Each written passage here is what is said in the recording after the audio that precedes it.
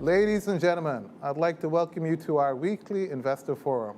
We'll be jumping right into the company profile, but before we formally introduce our guest this evening, Mr. Ryan Reed, who's the co-founder and CEO of First Rock Capital Holdings Limited, we'd like to encourage our viewers to post their questions ahead of time on social media and to remember to tag us with the hashtag #MILInvestorForum.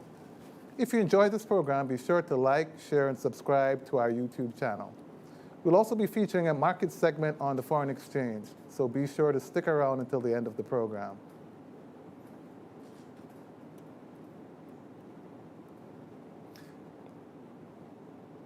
First Rock Capital Holdings Limited is an investment holding company with a core focus on real estate investments. The company invests primarily in real estate assets, including income-generating asset properties, development projects, and real estate-linked financial instruments. First Rock Capital Holdings manages the FCH Group, which includes subsidiaries such as First Rock Capital USA, First Rock Capital LATAM, First Rock Capital Cayman, and Dollar Financial, just to name a few. First Rock is the youngest of the investment and private equity companies listed on the stock exchange market. In February 2020, the company listed US $9 million of Class A shares and $581 million of Class B shares on the US and Jamaican markets, respectively. The offer was oversubscribed, with 2,500 shareholders participating in the initial public offering, which resulted in First Rock raising approximately $13.3 million US. I'd like to take this moment to remind you that if you're seeking to expand your portfolio or to embark in your first investment journey, Mayberry Investments can guide you in achieving your financial goals. Follow us on social media and visit our website at www.mayberryinv.com. Our social media handles should pop up somewhere on the screen. Now, let me get to it and introduce our guest for this evening. He's the co-founder and CEO of First Rock Group, Ryan Reed. He's got 14 years experience in the real estate and financial sectors. He's a director of multiple private sector companies and a chairman of RJR, if I'm not mistaken. No, Nationwide News Network. Of Nationwide, my bad. He holds a Bachelor of Science in Banking and Finance from the University of the West Indies and an MBA in General Management from the University of Wales. Mr. Reed also studied at the Wharton Business School with a focus on distressed asset investing and at the Harvard Business School with a focus on creating shareholder value. He's also a Justice of the Peace for the parish of St. Andrew, and today he'll be giving us an investor update on First Rock Capital Holdings Limited. Let's get right into it. Hey Ryan, how are you doing? How are you doing? Welcome to the program. Good to be here. Excellent. I think you have a presentation to make for us today? Yes, brief. I don't know if it's up. All right, so I just want to give you an overall view of the structure of the First Rock Group. Absolutely. And the First Rock Group comprises First Rock Capital Holdings, which is a publicly traded entity on the main exchange of the Jamaica Stock Exchange. There is First Rock Realty Limited, which is a licensed real estate broker. Okay. Or brokerage, I should say. And there's First Rock Global Holdings Barbados Limited, which is a private equity firm which is squarely focused on financial service and SMEs, right?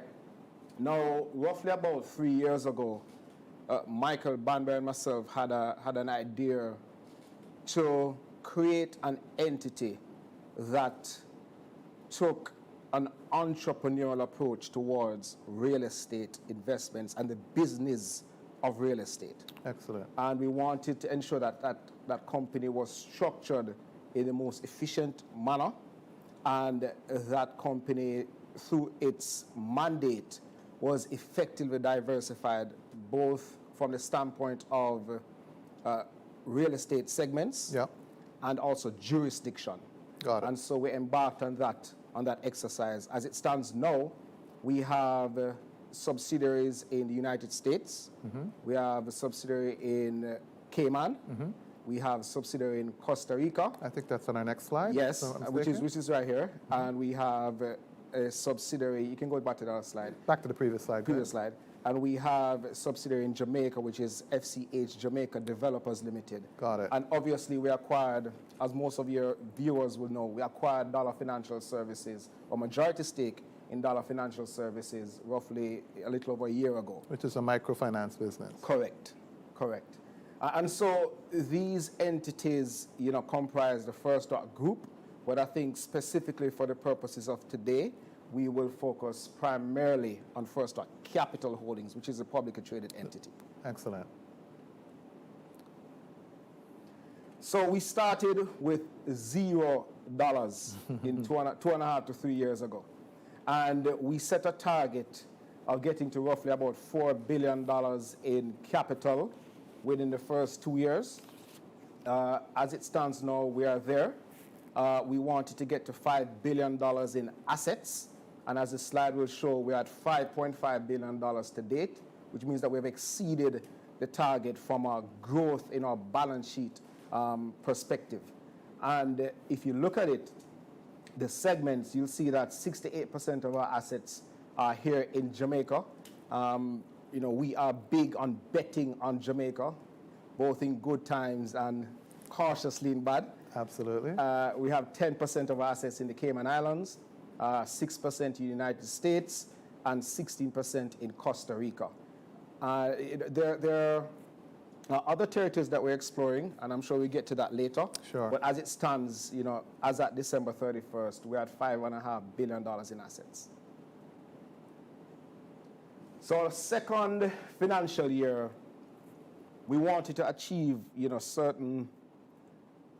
certain key milestones. And those milestones are: 1, efficiency, which is of utmost importance to us; 2, return on equity; 3, profitability; and 4, growth in balance sheet.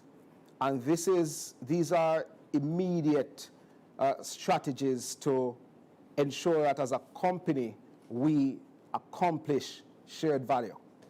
And so for the year ended December 31st, 2020, we had annualized ROE or return on equity of 16%, which is twice our hurdle rate and 4% above our optimum target. And 16% US. On US dollars. Yeah, excellent. With respect to total assets, I indicated before we're at $5.5 billion, just above 500 million Jamaican dollars above where we expect it to be.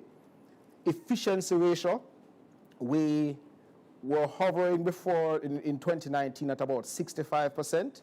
We have now, based on certain strategies around cost containment in line with growth in our balance sheet, we're able to bring our efficiency ratios down to 50%. And we were able to heave net profits of $3.7 million US for the year, and thereby, through retained earnings, giving us a shareholders' equity of $30.7 million. It is very important to note, however, that as at the end of December 2019, we had roughly about $16 million US in shareholders' equity. That has almost doubled year over year, primarily obviously fueled by the fundraise we did last year via IPO, where we raised $13.3 million United States dollars. Excellent. That's very impressive, Ryan. And I'd also like to remember online Christopher Berry, our chairman, and Gary Parrott, our CEO. Welcome, Chris. Welcome, Gary.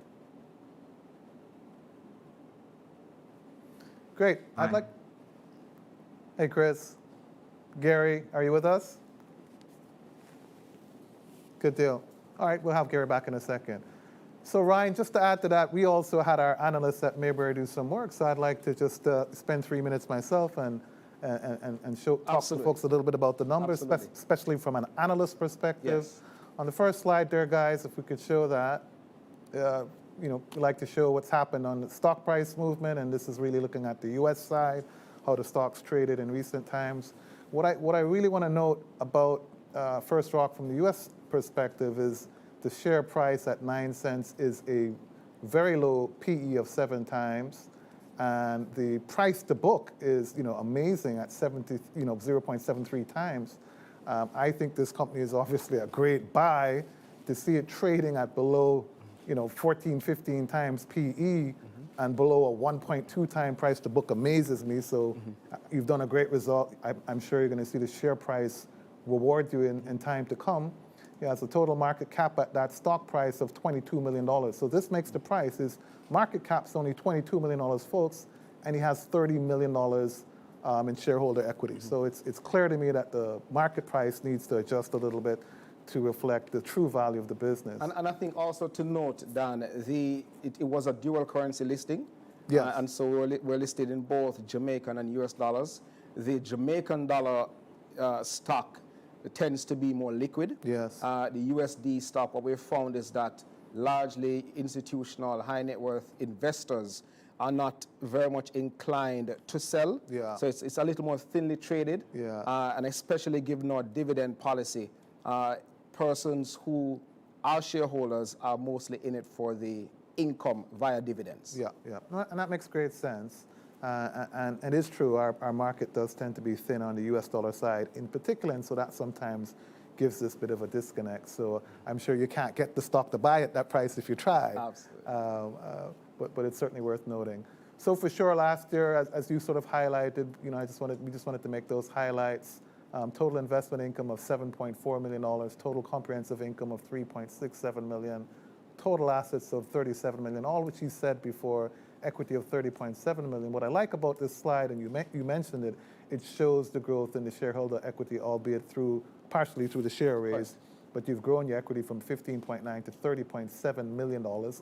Still impressive. I mean, for a young company, you're not even 3 years old, right? Thank you, sir. It's very, very impressive. And so, folks, I think this is a great stock to continue watching. And if you can get any to buy, especially on the U.S. side, it makes great sense. So enough from our analyst point of view. Let me just jump right into the questions. Our first question for you, Ryan, is, are there any other acquisitions in the pipeline for 2021, or will the company's plan focus on deploying cash in ongoing investments? Yeah, well, I mean, the simple answer is yes. One of the things we said from early on is, we wanted to have more opportunities than we have money, right? And the art, I'd say, of constantly building our pipeline, has continued from day one. As it stands now, we have about 8 transactions that we're, actively pursuing, and actively and still cautiously within the confines of current state of affairs. But these transactions spread across multiple jurisdictions and effectively diversified across the various income streams or business lines of the company. Yeah, well, it obviously looks like COVID now keep as it relates to your company, because you've done so well in the COVID year. COVID very much keeping. What updates can you provide on the luxury Bamboo Avenue property in Kingston? We're very excited about that. Very excited. Yeah. We have received approval from the statutory authorities, the KSAMC. Right. And we have, in fact, broken ground on the development.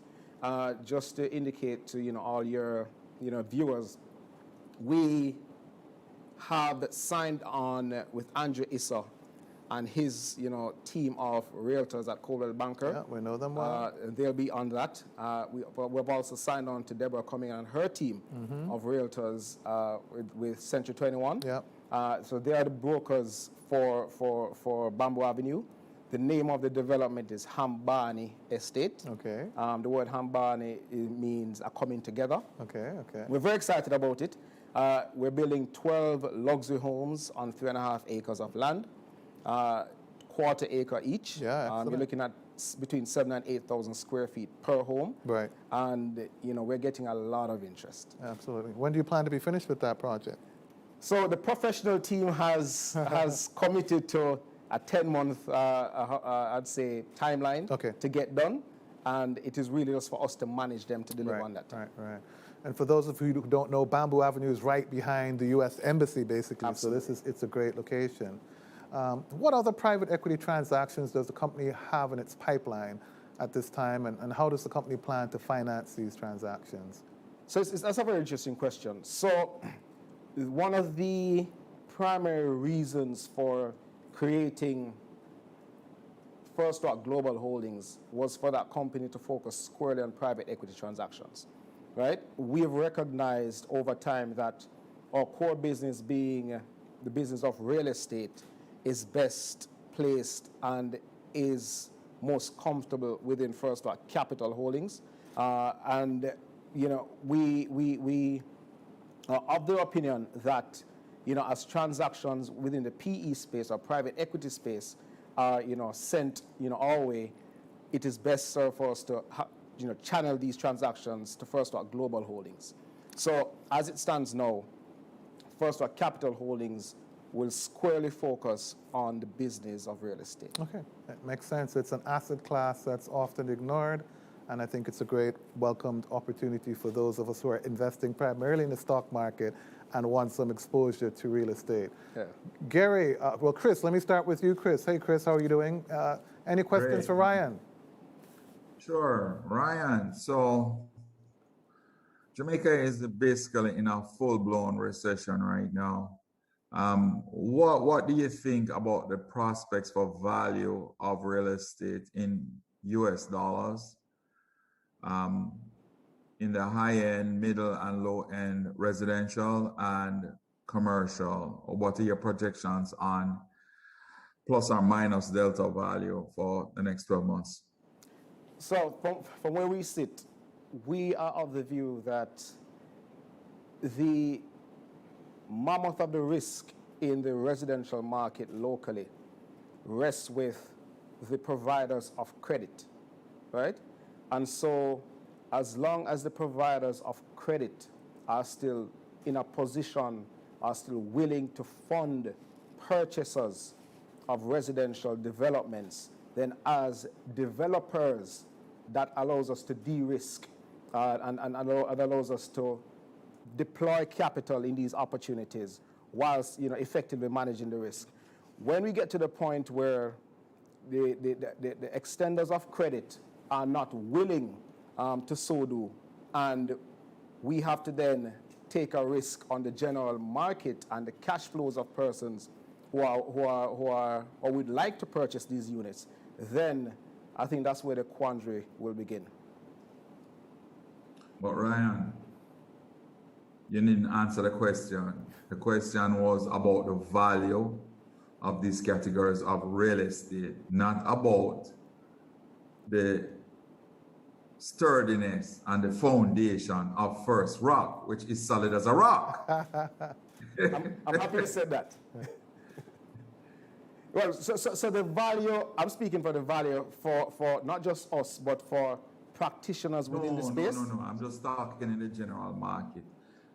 You know, so high-end, medium, low-end, residential, commercial, US dollar value now, US dollar value January 22. Is it going to be up? Is it going to be down? Is it going to be flat? Tell me what you think. I don't see it being any worse than it is now. In US dollar terms? In US dollar terms. Mm-hmm. And are you concerned about oversupply in any of those segments? So there is I'd say there is the talk of oversupply within the apartment space. Okay.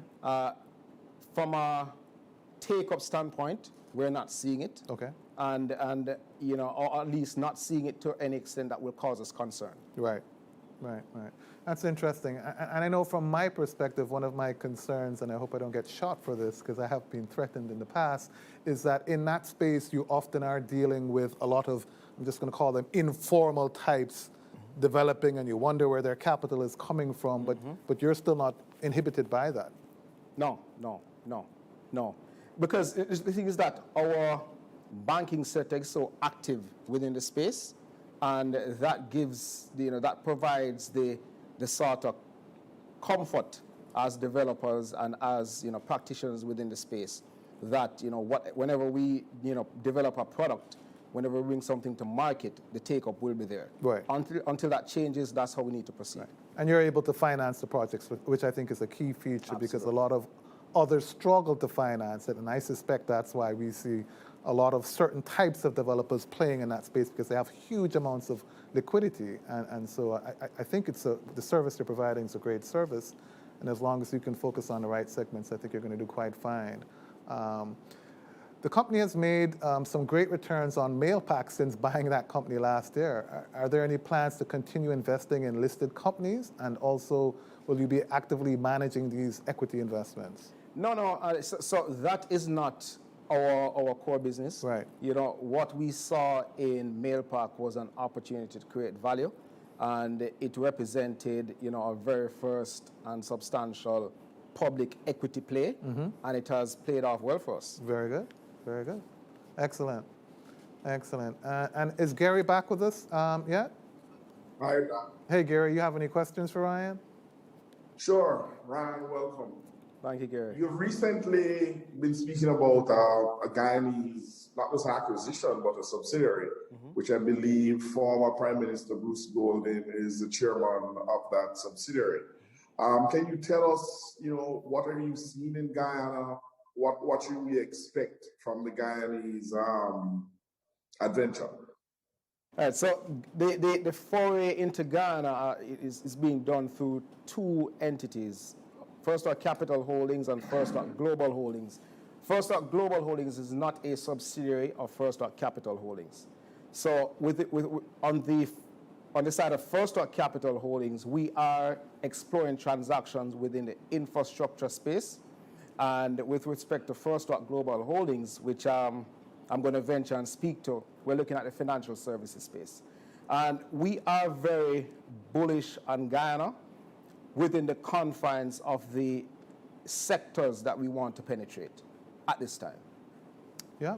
And those are? Financial services and real estate. Okay.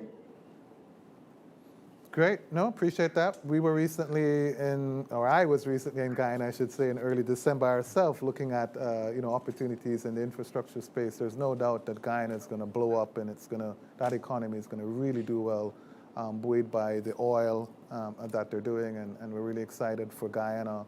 And Jamaica's had a generally good relationship with Guyana in the past.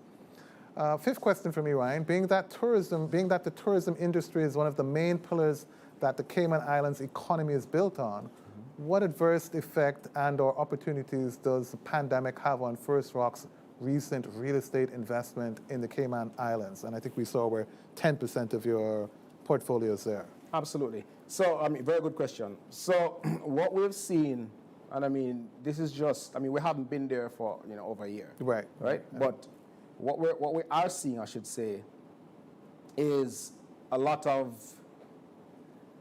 shoring up of confidence within the market in the Cayman Islands. The Cayman Islands, they have managed arguably the pandemic quite well. Persons are able to move freely. There are no curfews, etc. And there's a lot of activity, a lot of commerce taking place. i.e., in the midst of the pandemic, we're able to close on a transaction totaling close to $2 million with a financial institution there, having not been there at all, been to the institution at all. The properties that we have there, the initial intent was to have them on short-term residential rental. What we're seeing is a greater demand for long-term residential rental properties. And so the properties that we have there now, the demand for them, is just through the door. We closed recently. We've just completed, furnishings and so forth. And now we're in the process of doing due diligence on those tenants. Excellent. So I know there's a perception that Cayman's all about tourism, but I suspect there's a strong financial sector there as well. Absolutely. As well, too. Excellent. Can you give us more details on what drove the decision into your movement into Guyana? Well, truth be told, given that small population, I think you kind of addressed that question, and perhaps the population size isn't relevant. It's the fact that the economy is booming, I'm sure, right? Yeah, and the strong potential for growth. We're into growth economies. Good deal. Chris, any more follow-up questions from you before I go over to our social media questions that seem to be coming in? Sure. I would love to ask another question. So, Ryan, despite the downturn in the economy, the recent reports from the PIOJ show that construction is up like 6% fourth quarter last year, which is quite fantastic, quite amazing. What type of growth are you seeing across the various real estate segments in Jamaica in terms of units being built? So, I mean, it goes back to my previous point. You know, the developers and practitioners within the space are being supported, or the demand for their product is being supported by financial institutions, right? And it has a ripple effect on the practitioners in general within the sector. So when you think of, construction companies, when you think of, hardware stores, when you think of, real estate agents, I mean, just every single practitioner within the sector, they are still able to enjoy buoyant activities within the sector because financial institutions are still very much willing to offer credit to persons who are willing to purchase homes or even commercial space. Right. So what I was trying to get a sense of, Ryan, is like in a 6% growth, is that 6% being overweighted in infrastructure? Is it in the high-end residential? Is it in the commercial? Is it in the low-cost housing? I don't think the PIOJ report really spoke to that, but because you're a real estate expert, I just wanted to know if you had a feel for what segment of the construction was really driving that 6%. Yeah, so really, I would say if I were to rank, I would say residential, commercial, and infrastructure in that order. Thank you. Great deal. All right. Let's go to the first social media question of the day from Typology Music Records. I think Chris has another question. Sorry, Chris, did you have a follow-up? No, that's me. Gary. Gary. Okay, I like it. Hi guys. Again, Ryan, whilst First Rock is primarily a real estate business, I've noticed that you've made some private equity plays. I guess most notably nationwide. What are your parameters? Are there certain industries that you want to be in? What are your hurdle rates? Or, as distressed assets come up, you take them on, or you just see opportunities and take advantage of them? All right, so well, just to clarify, we have no equity Well, before you stake. jump into the answer, Ryan, before you jump into the answer, that whole media segment in Jamaica is like a very flea-bitten dog. So, when you're giving the answer, I would love to know your perspective on that. Why media?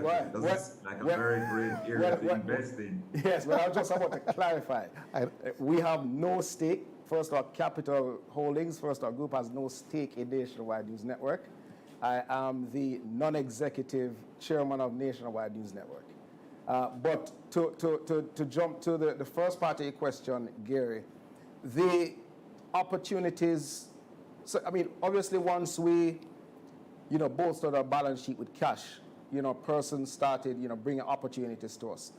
And there are some opportunities that we found to be attractive, some opportunities that, to a lesser extent, fell outside of our core business, that we saw an opportunity that we could make money, and we capitalize on those opportunities. But I believe from a group structure standpoint, what we're doing now or have done is to delineate clearly, the sectors and the entities that will penetrate each sector.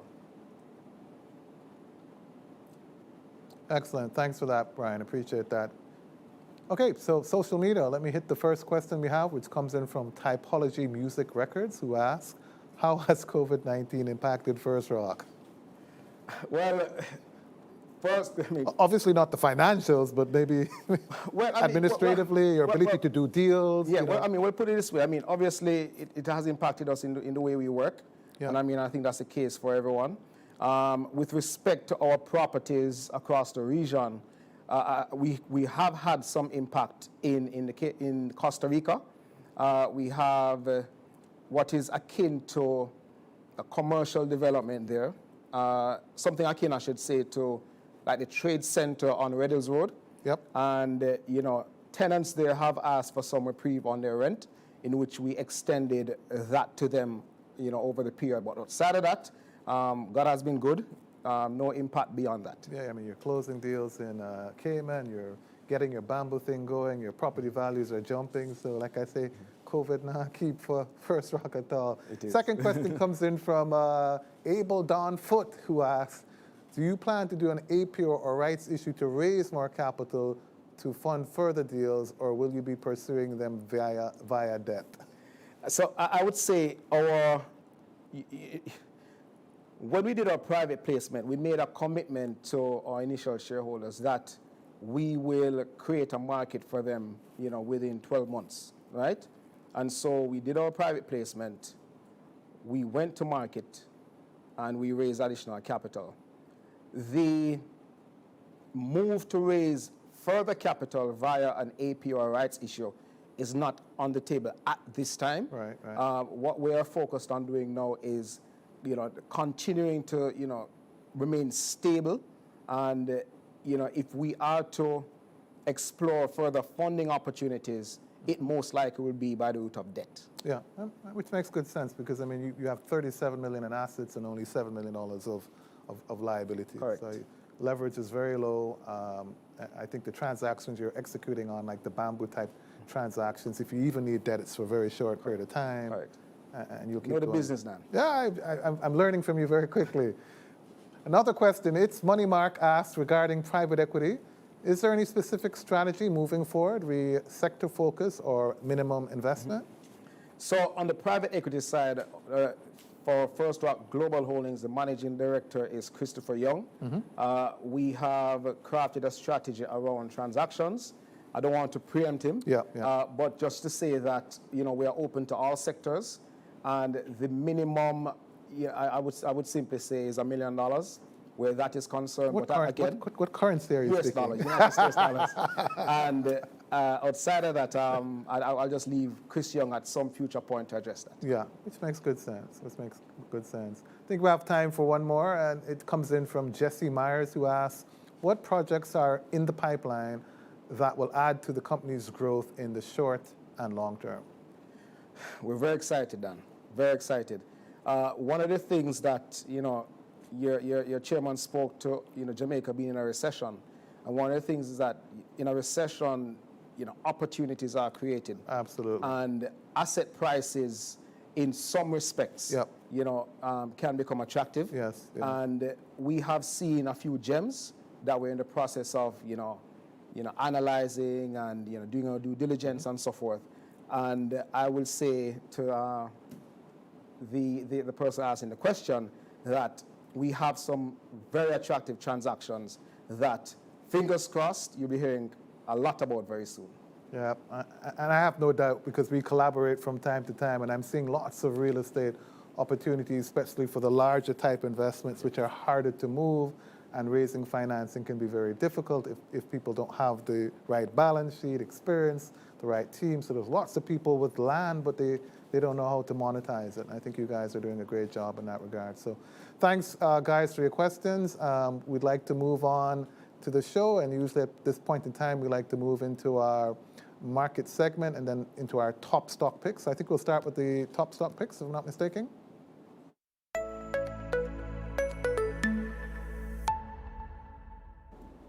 Good deal. So my stock top pick for this week is JMB Group.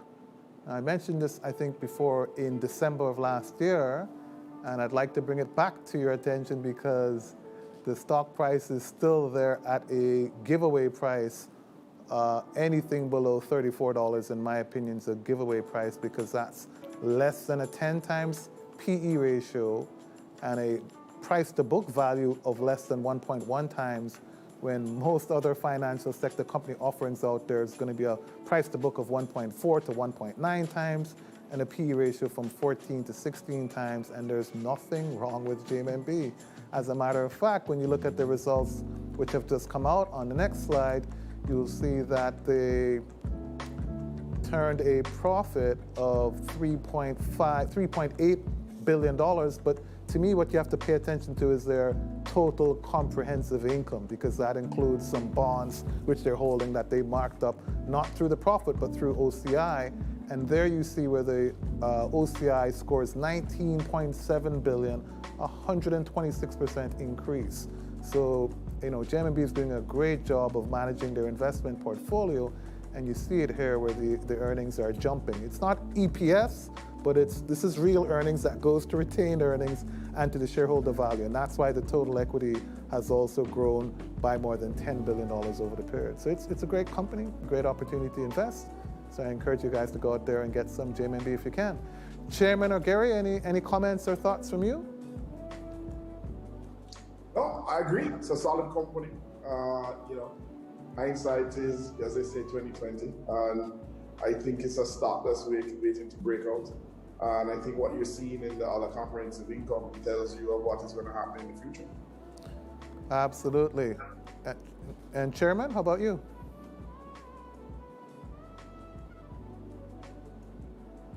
You're muted, Chairman. Yeah, we've been with JMB from the beginning. They've been very consistent, very aggressive growth company. And no, they're a lot more mature, but still aggressive.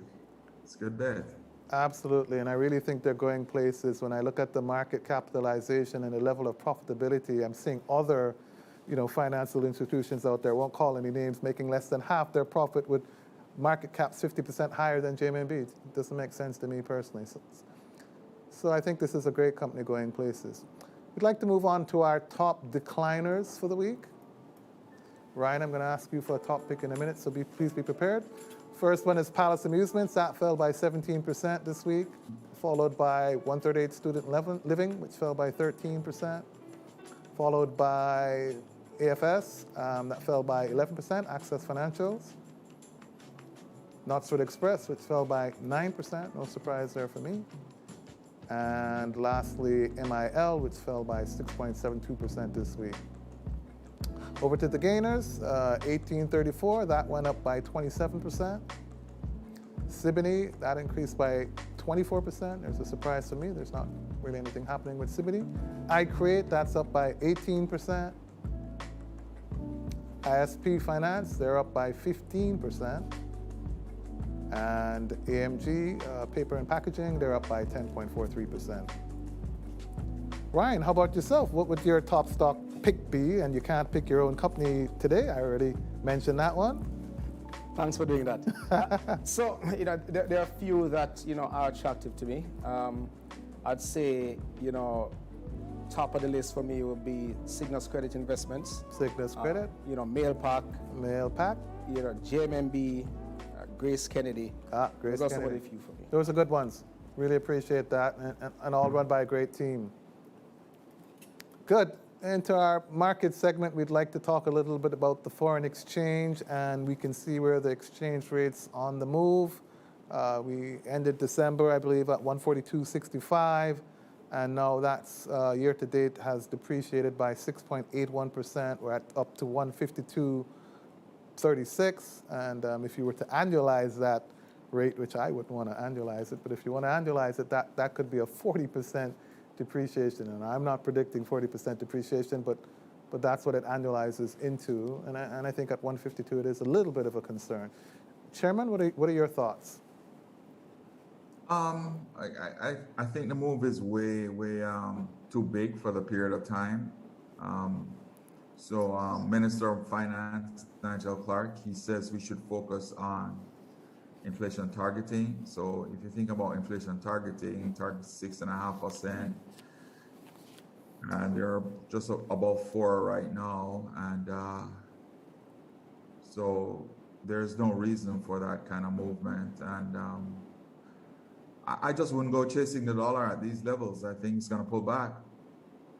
Great, I hope so too. And I mean, we've seen the BOJ intervening from time to time. They've been a little bit quiet thus far. In December, they intervened to the tune of $116 million. So, I still think they've got an NIR, they've got a role to play to help stabilize and balance the dollar. And I really hope to see them coming in as well too. And, we hope the exchange rate will settle down a bit. Gary, any thoughts from you? Well, I think Ryan, I'm more in a wait and see category. Yeah. We saw deflation for the month of January, 1.7%, I think 1.6, 1.7%. Interestingly, the deflation was driven by the alcohol and beverages segment.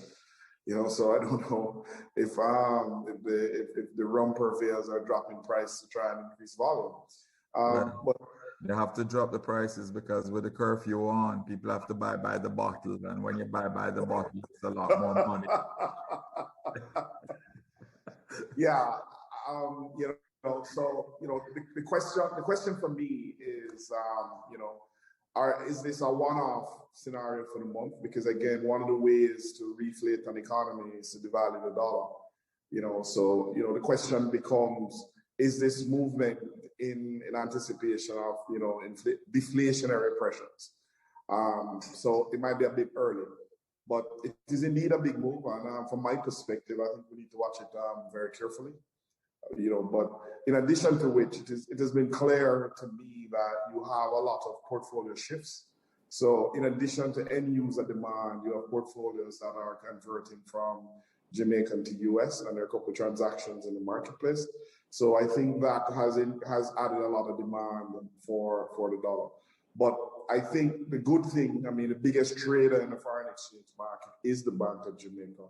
Nobody is bigger or better than them. So we watch. My view is that you continue to watch them closely, and only buy as needed. Yeah, we don't want people speculating. So my question is that, is the moratorium on bank dividends still on? Is it being adhered to? Because if that kicks in, that could be a big outflow right there. Yep, it's still on. We know they're going into the budget season now. We've heard some first numbers on that. It'll be interesting to see how that plays out for sure, Chris, for the rest of the year, because that would obviously put some pressure. Hey, Ryan, how do you feel about what's going on with the exchange rate? Does it really impact your business? I think the concern I have is, so the net international reserves are, I think about 30 weeks, thereabout. Yep. Which is pretty healthy. I believe if tourism continues, on this current path Of being absent.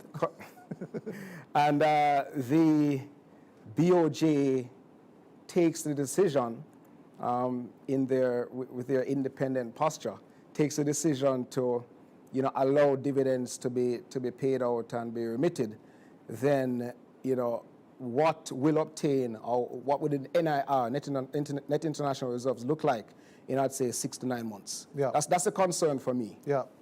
No, I agree. And so we're having this odd case of devaluation and deflation at the same time. Obviously, we have to watch this over the upcoming months. We're very concerned. Well, to add that. Yes, Gary. Ryan has raised an interesting point.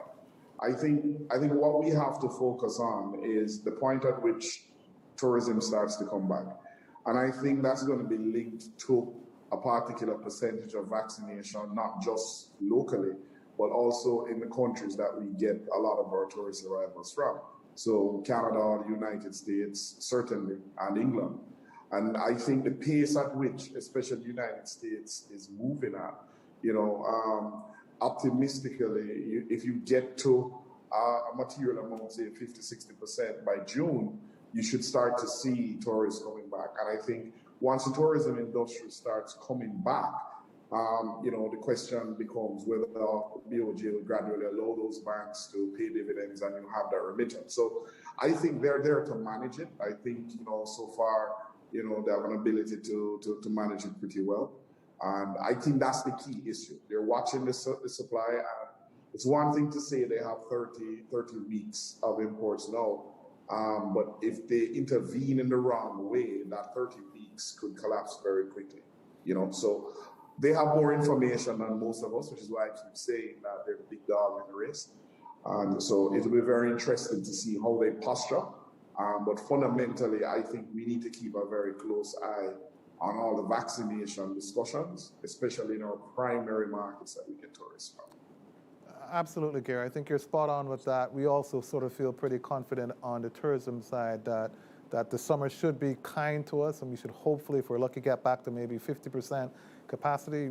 Certainly more than 50% of Americans will be vaccinated by then, and I think cabin fever is kicking in already. If we're lucky by the winter season, we could be back up to 75, 80%. We've got some homework to do in Jamaica over the next 2, 3, 4 months to sort of bridge the gap between now and July, basically. So it'll be very interesting to see how the BOJ manages that. And one of the reasons why the NIR sounds like a lot in terms of weeks of supplies, because imports are also down and services are down. So when those start to come back, that also will have sort of a double-sorted effect. But I agree with the chairman that hopefully the exchange rate will check a little bit. I don't think it's time for anybody to panic and to go out and speculate and to make things worse. I think we all have to sort of support this move. Yes, Chris? So what I don't like about you guys, is that you're always changing the game midstream.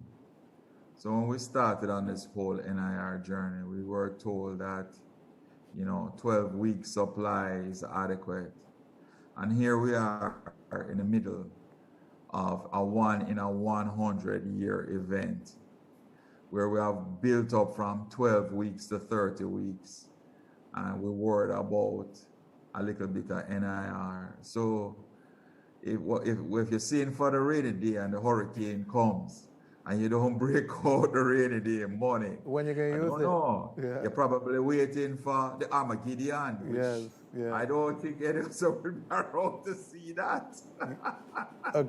Agreed. So there's no doubt that we're hoping that the BOJ will intervene, which is what I sort of hinted at by saying we saw more intervention in December than we've seen now. And I think now is when we need it more than ever, and particularly between now and July, I think we're going to be under pressure in terms of earnings. Well, I just have one final comment. Sure. And I think it's important for people to understand this. Until Jamaica fixes its overall, for want of a better word, fiscal structure, well, not fiscal, but macroeconomic, micro. Devaluation is a reality. You're going to get annual devaluation, especially if we're running at inflation rates that are higher than our trading partners. So the question becomes, what is the 3 times higher than our trading partners? Yes. There you go. So the question is not whether the dollar will devalue. The question is, what will be the rate of devaluation? So I think people are concerned because the rate in the first 2 months is much higher than what we are used to. Absolutely. But again, if that rate slows, fine. But you're going to get devaluation. If your major trading partners have inflation at 2% and you're running at 4 or 6%, which is 2 or 3 times higher, the exchange rate has to adjust. And when I talk about the structure of the economy, until we get to a point where Jamaica becomes a net exporter, or you have massive FDI for a 10-year period, you're not likely to see a reversal of that annual devaluation for some time to come. So I think people need to put that into perspective. So you will get an annual devaluation. The question is, what is the rate? So 2% for a year, I think people will be okay for it, but certainly not 40. And we're not saying it's going to be 40. But certainly within a 2-month period to see a 6 to 7% devaluation is indeed concerning. But as I said before, let us see. I believe the Bank of Jamaica and the technocrats there are also seeing it because they have more information than all of us. And, let's see how they respond. Absolutely. I completely agree. And I'll say to be continued as we continue our watch on the exchange rate. And again, we all remain optimistic. On the macro level, I think the economy is doing relatively well, but this is one of those things we have to watch. So thanks, Chris. Thanks, Gary, for your insights in relation to that. Ryan, thanks so much for joining us today. It's been a pleasure. It's been a lot of fun. We've learned a lot about First Rock. Go out and get your First Rock. But to our viewers, thank you all for being a part of our weekly Investor Forum. I'd like to also thank our special guest, Ryan Reed, for his participation in today's investor briefing and his insightful commentary on the company. We're certainly looking forward to having yet another insightful discussion in the coming week. We'll be featuring Mr. Richard Pandui, Group CEO of Seprod Limited next week. Be sure to follow us on social media to stay up to date with our live streams, and don't forget to subscribe to our YouTube channel, Mayberry Investments Limited. Thank you all for tuning in today. Please keep safe, and remember, wise investors, slow and steady wins the race. Goodbye.